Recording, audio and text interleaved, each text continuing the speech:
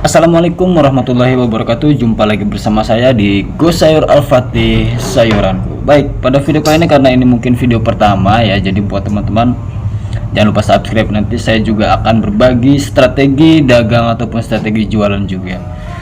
Nah, jadi mungkin karena ini mungkin hanya video pertama, jadi saya akan berbagi sedikit secara garis besar aja poin-poin penting untuk jualan sayur itu apa aja sih. Nah, di sini udah saya rangkum. Nanti kita akan masuk lebih rinci lagi dengan membahas margin segala macam, bagaimana cara menjual barang dan mencaca barang agar tercapainya margin yang telah ditentukan oleh kita sendiri, agar tidak ikut-ikutan harga orang dan terjadilah perang harga, dan itu nggak baik ya.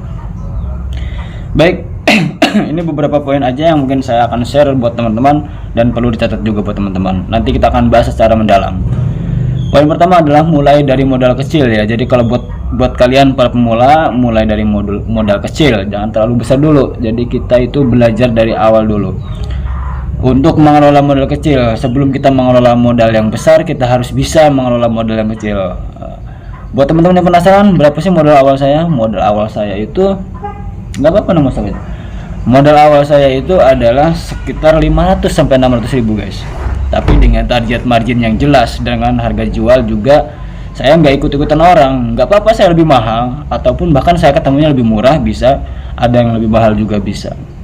Karena margin standar saya itu nanti akan dikonversi kepada harga barang itu sendiri. Ya, jadi kita mulai dari modal kecil untuk belajar mengelola modal itu, bagaimana caranya bisa berputar. Karena di dalam jualan sayur itu bukan seberapa banyaknya modalnya, tapi seberapa cepat perputaran modal itu. Jadi walaupun kita modalnya hanya 500 ribu per hari, tapi jika kita mampu memutarnya modal 500 ribu itu dalam satu bulan udah berapa? 5 kali 3 udah 15 juta kita modalnya. Begitu teman-teman. Yang kedua adalah sayur tidak boleh menginap, karena ini inti daripada penjualan sayur. Hari ini beli dan hari ini harus muter. Dengan modal 500 ribu kita harus keluar lagi 500 ribu minimal modalnya. Jadi kita belajar dari situ dulu biar cepat mau putaran modalnya. Jadi kita bisa nanti masuk lebih dalam lagi nanti bahas. Yang ketiga, poin ketiga itu adalah tentukan harga sendiri, dan ini yang paling penting. Jangan ikut-ikutan harga. Pas jual sayur keliling itu jual terong misalkan dengan harga 4.000, saya ikutan dia. Mending kalau untung. Kalau buntung gimana? Jadi disitulah pola pikir kita itu, akal kita itu diuji. Jadi bagaimana caranya kita menentukan harga jual ya. Jadi nanti kita akan bahas di video-video selanjutnya. Yang keempat, harga jual cara menentukan harga sendiri itu adalah dengan ini, saya kasih garis besar aja ya. Harga itu adalah sama dengan modal plus operasional plus margin plus resiko. Nah, kita input resiko ya di sini ya. Jadi semuanya itu harus dihitung, bukan dikira-kira bagi teman-teman. Nanti kita akan bahas juga. Poin kelima adalah menjaga jalur distribusi agar tidak terjadi perang harga dan merusak semua pedagang itu. Ini yang saya khawatirkan kalau kita ikut-ikut harga gitu. Jadi kita tidak menghitung sendiri harga kita itu. Harga jual setiap pedagang itu berbeda-beda.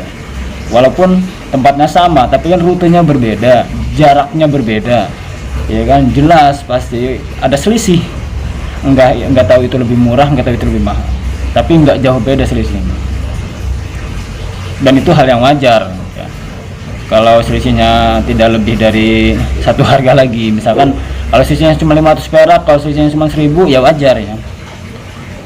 Kemudian yang keenam, rute dan jamnya itu harus konsisten teman-teman, nggak boleh dirubah-rubah. Jadi kalau misalnya kita jualan pagi jam 6, kita harus jam 6 di tempat, di rute 1 nyampe situ jam 6, kita harus jam 6 ya. Minimal standar jangan sampai delay sampai setengah jam ataupun delay sampai sejam lah. Itu udah harus dievaluasi lagi. Rutenya itu harus konsisten. Yang ketujuh itu kepercayaan lebih penting daripada teriakan. Nah, timbangan itu jujur dan kualitas juga dijaga. Di sini saya jualan sayur itu menjaga kualitas ya. Menjaga kualitas walaupun kadang-kadang saya main di kuantitas, tapi dengan saya berkata jujur kepada mereka. Ini ibu, saya jual bawang ini misalkan bawang merah 5.000, tapi ini barangnya nggak ada misalkan ukurannya nggak ada satuan. Karena apa? Karena di sananya lagi mahal. Jadi 5.000-nya itu nggak dapat dengan timbangan satuan gitu. Kurang dari satuannya begitu. Itulah kejujuran kita kepada mereka. Jadi mereka itu nggak merasa ditipu gitu. Kita harus jujur. Misalkan harga bawang 1/4 Ini Bu, harga bawang seperempat lagi 13.000. Kenapa lagi 13.000? Karena di sana mungkin lagi naik, ya kan? Mungkin harganya juga lagi, kalau lagi turun kita turunkan lagi, kita sesuaikan lagi harganya berdasarkan margin. Kalau kita marginnya udah tercapai, kenapa kita harus menaikkan lagi, kita harus kurangin gitu. Disitulah timbangan kejujuran itu penting, karena itu menjaga kepercayaan lebih penting daripada teriakan.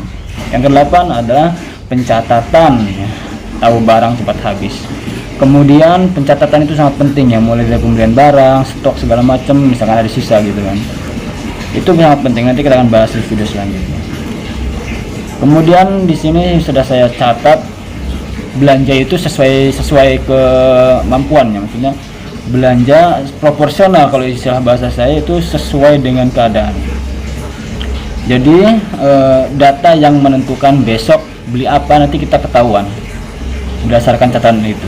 Jadi kita tidak hambur-hamburkan uang gitu. Hambur-hamburkan modal.